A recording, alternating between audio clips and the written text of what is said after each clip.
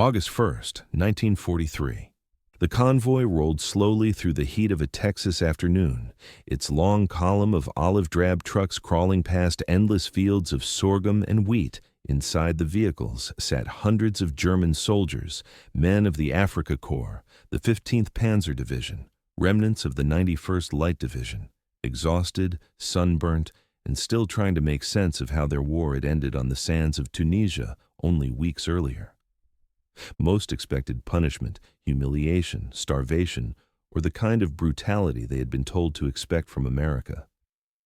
Instead, as they stared out the slotted windows of the trucks, the first thing they noticed was something that none of them could fully understand.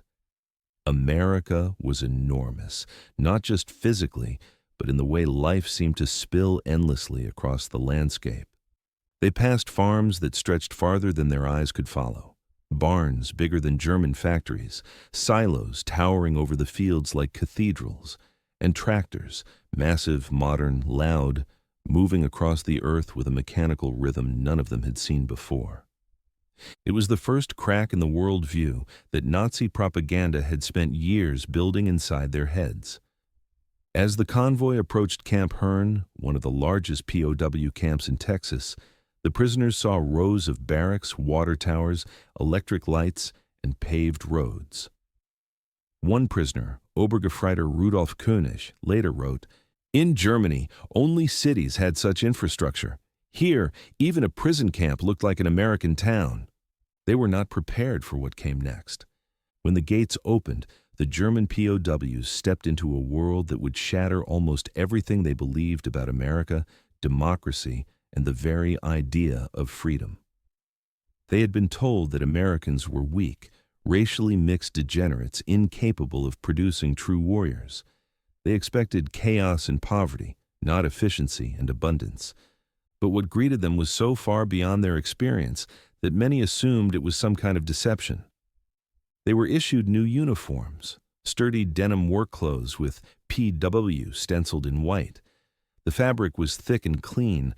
Unlike the patched rags many of them had worn in Africa, they were given mattresses instead of straw, hot food instead of thin soups, medical checkups, dental treatment, showers.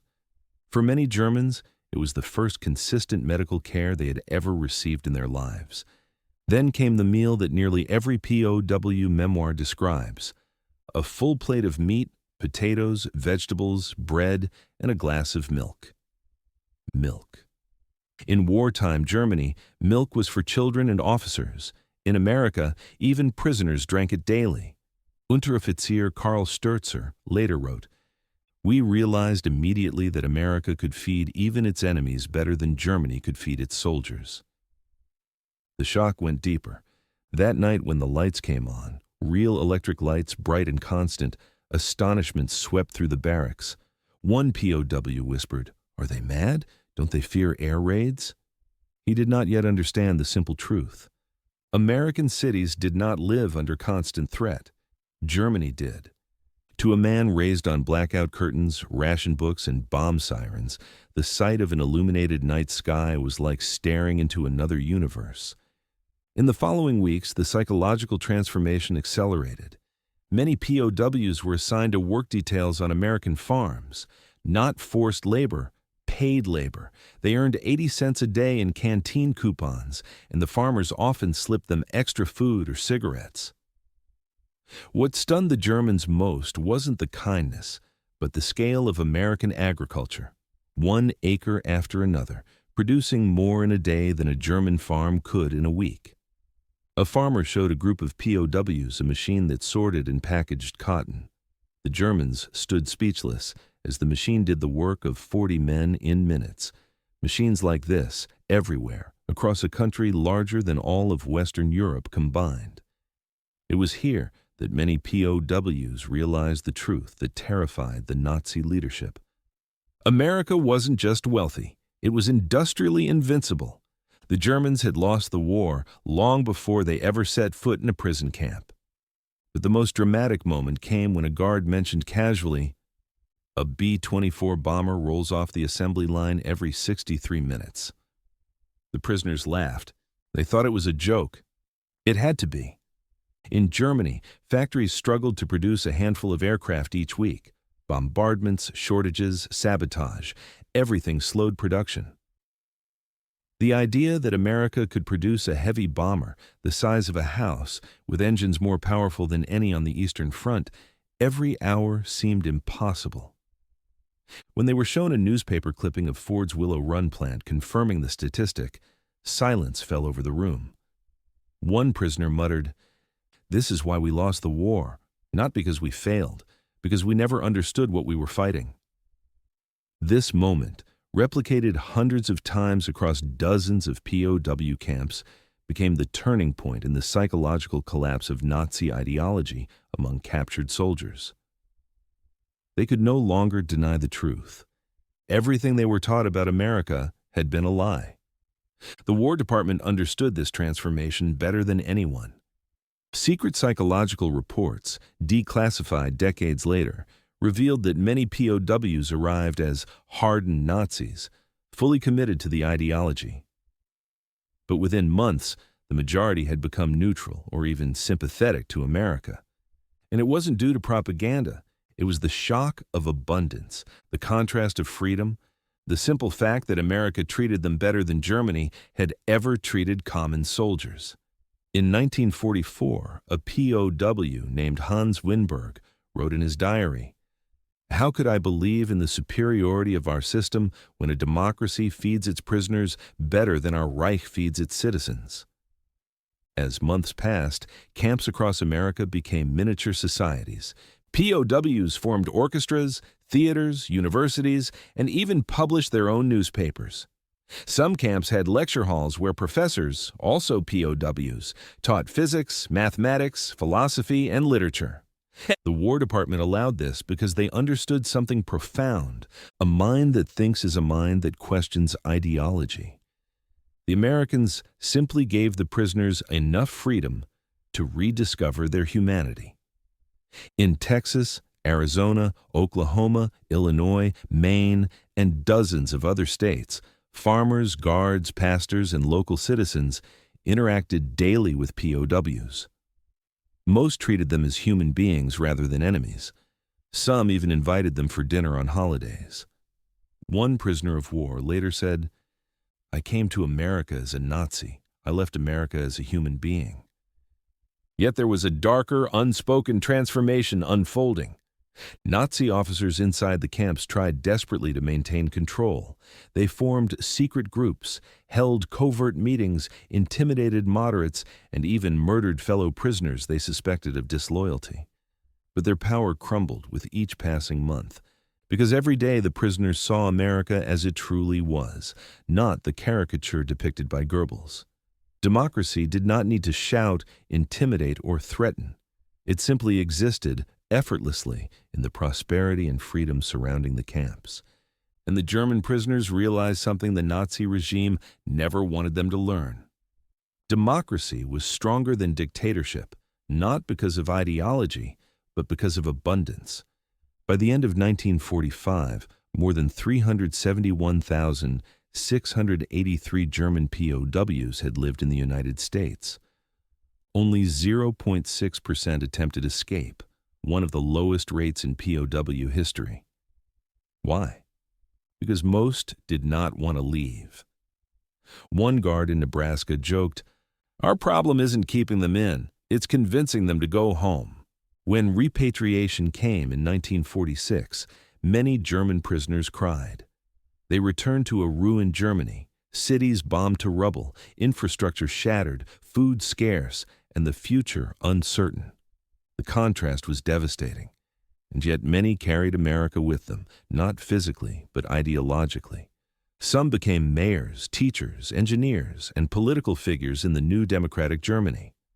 One former POW, Walter Hallstein, became the first president of the European Economic Community, a pillar of modern Europe.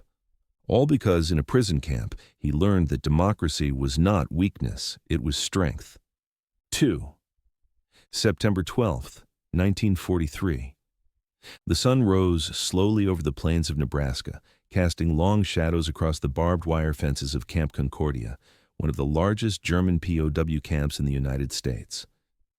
The early morning stillness was broken only by the sound of boots on gravel as American guards led a new group of prisoners toward the registration building.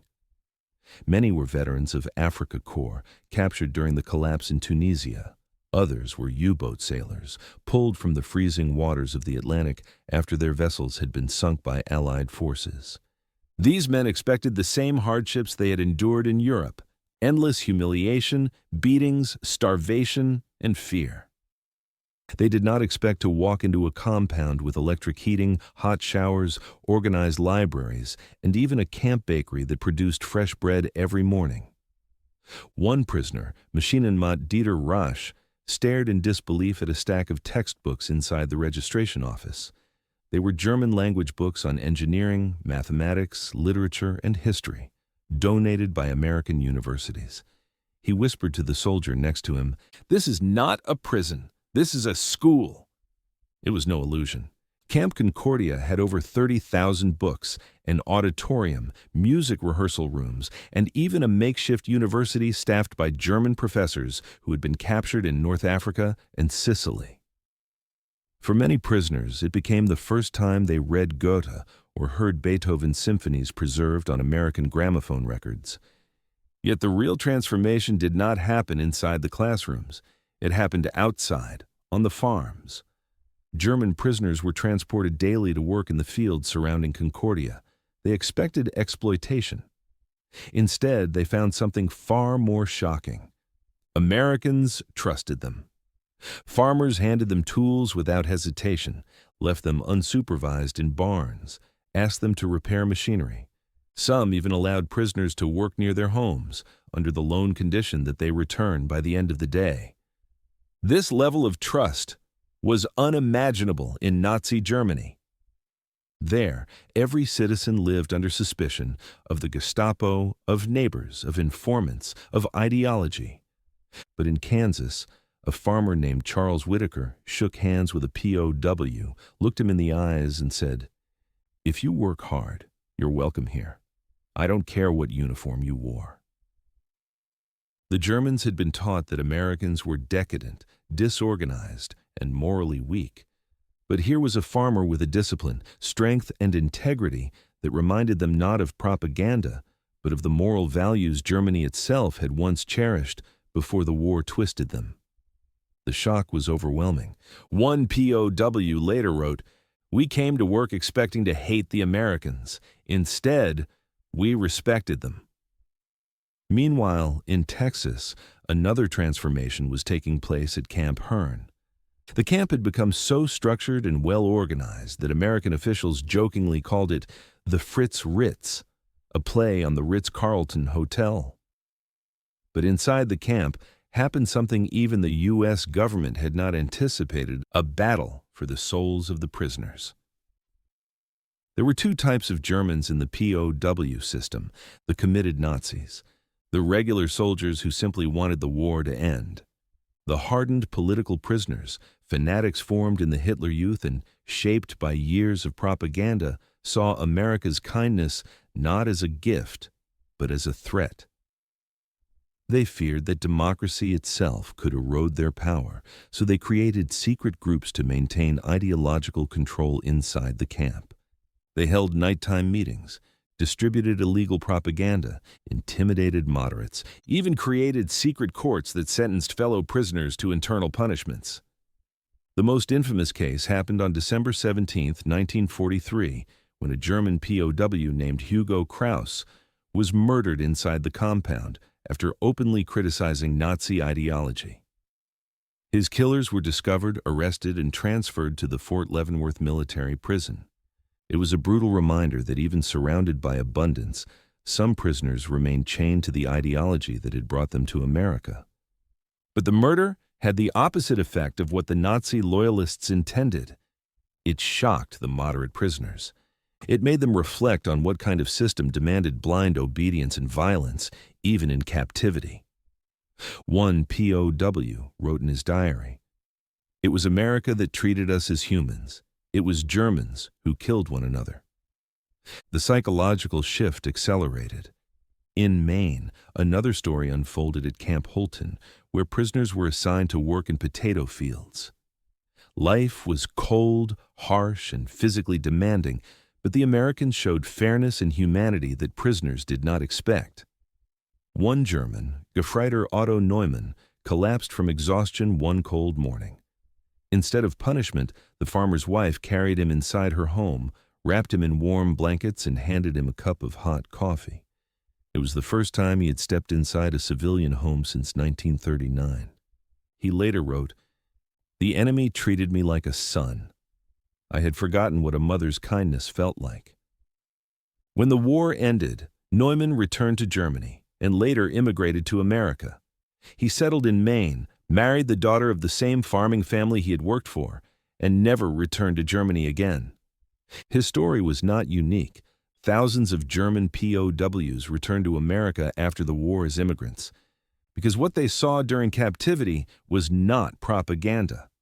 It was proof of what a free society looked like. In Oklahoma, a particularly remarkable transformation took place at Camp Tonkawa. The camp included men from the elite Panzer Lehr Division, renowned for their discipline and loyalty to the Reich. They arrived hostile, angry, and suspicious. But after weeks of working with American farmers, learning English, and interacting with locals, the prisoners began to soften. They discovered country music, baseball, chewing gum, and Coca-Cola. They listened to the radio, learned the names of American celebrities, and even sang American songs during evening roll call. A U.S. lieutenant wrote in his report, "Within months, the POWs were more American than some of the guards." The change was so profound that German officers inside the camp, terrified of losing influence, attempted to reassert control. But it was too late. The prisoners had tasted a freedom that Germany had not offered them in years. They had seen free newspapers, unfiltered news, uncensored books, democratic debate, or religious freedom, the absence of fear. And no propaganda could ever erase these experiences. Yet the most extraordinary transformation occurred not in the camps, but in the hearts of the prisoners who left them. When repatriation began in 1946, Germany lay in ruins. Cities like Cologne, Hamburg, and Dresden were flattened. Food shortages were severe. Lines for bread stretched for blocks. Former POWs, stepping off the ships, stared in disbelief at the destruction. But something else happened. They brought with them the memory of America. They had seen factories running day and night, farms producing abundance, ordinary citizens living better than German officers, a democratic society that did not need to intimidate or silence, an economy where a single plant produced a B-24 every 63 minutes, and these memories became the seeds of a new Germany. Some former POWs founded businesses, some entered politics, some became teachers, some became engineers, some became advocates of democracy. A surprising number became translators and liaisons for the U.S. Army during the early years of the occupation. One former POW, Walter Hallstein, would rise to become the first president of the European Economic Community, an institution that would eventually evolve into the European Union. Another, Hans Schollmeyer, who had worked on American farms, introduced agricultural reforms in Bavaria that dramatically increased food production during the late 1940s. The transformation was so widespread that American intelligence officers wrote in a 1947 report, "German POW experience in the United States has contributed measurably to the stabilization of post-war Germany." This was not achieved through indoctrination, not through propaganda, not through coercion. It was achieved by something infinitely more powerful, the example of democratic freedom and industrial abundance. In one of the most symbolic scenes of the entire POW experience, a group of prisoners at Camp Algona, Iowa, constructed a full nativity scene out of concrete, plaster, and wood during Christmas of 1944. The figures were life-sized: Mary, Joseph, the infant Jesus, shepherds, angels, and animals. The project became famous, not because of its artistic quality, but because of what it represented. These men, who had been raised under a regime of control, hatred, and war, created a symbol of peace in the middle of a prison camp. After the war, the nativity scene was preserved by the local community. To this day, it is displayed every Christmas in Algona, Iowa. One former POW returned years later and told the local newspaper, "We learned more about the meaning of Christmas in American captivity than we did in the Reich." By late 1945, the psychological shift among German POWs was undeniable. American intelligence surveys revealed startling results. A majority preferred American democracy over German authoritarianism. Many expressed admiration for American society. Most believed Germany should adopt democratic reforms. Nearly all recognized American industrial superiority. The most shocking statistic was the escape rate. Only 0.6% of all German prisoners attempted escape. Compared to previous wars, this was unprecedented. One U.S. officer joked, "It was easier to get them to stay than to get them to leave." And when the time came to return home, many prisoners left with tears in their eyes. Some hid photographs given to them by American families. Some carried notebooks full of English words they had learned. Some kept dollar bills as souvenirs, amazed that such wealth could be so casually exchanged. What they carried most, however, was a memory. The memory of a country that had shown them humanity, abundance, and freedom, even in captivity. A country strong enough to defeat them in war, yet generous enough to treat them as human beings afterward.